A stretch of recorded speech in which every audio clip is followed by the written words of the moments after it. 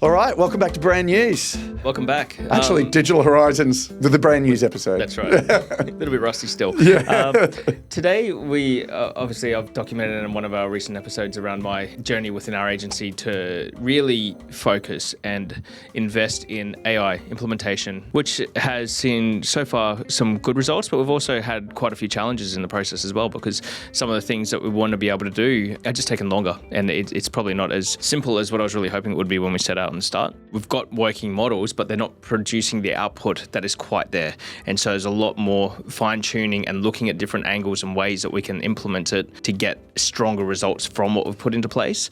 And I think this ties in really well with the article that you're talking about at the moment. Yeah, absolutely. I think anyone who's tracking or looking at AI will have seen people doing posts and articles about this MIT research paper that has reviewed the AI implementations of a large number of enterprise-level businesses in the US, specifically those who have done a AI implementation at scale to see what has the outcome been. And effectively, after 6 months, has there been an improvement on their P&L, on their profit and loss? Have they seen a benefit financially from these AI implementations? And the headline that's grabbing everyone's attention is 95% of enterprise-level businesses that have done a significant AI implementation have failed. A part of me when I first saw that was like, oh, maybe this is a bit of a bubble. Maybe it's over-promising. Maybe there's all this hope and expectation that it's just going to replace all of the hard work, and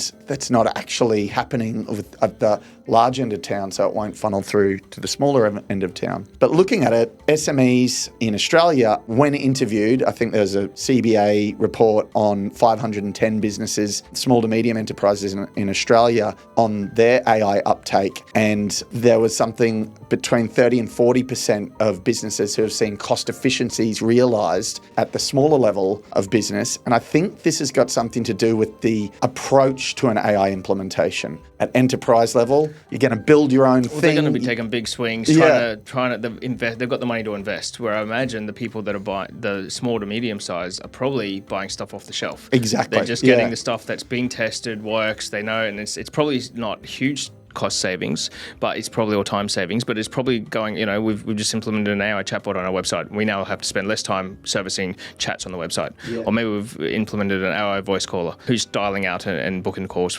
meetings for us or something like that, which has already been developed, and tons of investments gone into creating these things, and they're just paying a monthly subscription fee to access it. And I think the advantage SMEs have is their nimbleness, their ability to change a past process pretty quickly and realise the benefit. Whereas the enterprise level businesses, they're not even trying to change too much, but they're trying to commit to a wholesale change across an organisation that has all of these barriers and blockers stopping it from happening. Yep. Maybe they'll eventually get there and find improvements. But where we're seeing the improvement isn't so much in the generation of creative or the content, it's more in the optimization of repeated processes. Yeah. It's back of house stuff, the automation of the finance function, the taking menial tasks and streamlining them so that people are spending less time on those menial tasks. It's not as much in the creation of the actual service or product itself. We're seeing trials in voice AI customer service start to have its failures or dropbacks. I think we reported on CBA, I think it was.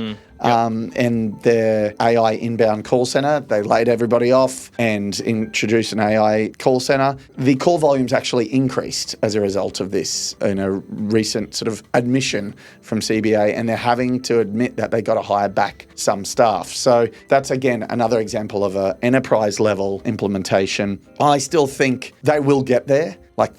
Potential is too great. The opportunity is too high to get a customer support nailed by AI and not have to have hundreds and hundreds of people in a room working at a call center. But I think the early winners are going to be businesses like ours, small to medium enterprise, who can just take an off-the-shelf platform, leverage a chat GPT or a generative AI tool, create some automations like you're doing, and remove some of that bloat and that pain in doing our day-to-day jobs, do more of the work that we need to get paid for and get paid for it. Yeah, the way that even I think a lot of platforms, even Google and even ChatGPT, setting up the way to be able to create AI agents and making it very accessible. Platforms like N8N and Make.com, they're making it's kind of like almost using Zapier. Like it's becoming more and more accessible to people without the big investment. So I think that the ROI on just spending a bit of time learning and implementing these things is going to have a massive impact for small business. Yeah, absolutely. And I think it's becoming more of a tool. Automations have been around for a long time, but the addition of some of the LLM capabilities to add some logic and summaries to that is going to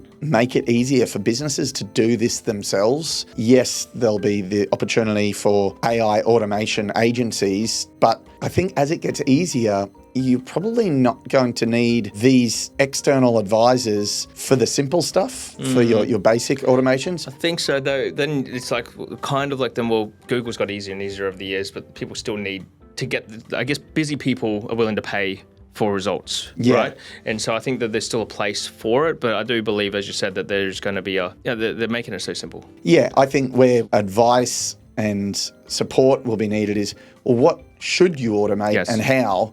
Not necessarily the difficulty in clicking the buttons. Obviously, if you took it to that point, I'd rather just get someone to do it if they said they can do it. But I think the time required to do that output for even the third-party agency is going to shrink and shrink as these platforms get better connected. Yeah, I saw a big report that as well, or as businesses get more and more reliant on it, the platform costs are going to go up. Yes. Just as G Suite. I mean, we used to pay $5 per user. I think I'm paying $25 because it's so ingrained in your day-to-day. And I think at the moment it's new. People are starting getting on board to it. But I think that these platforms like N8N and different ones, the ship price is going to go through the roof.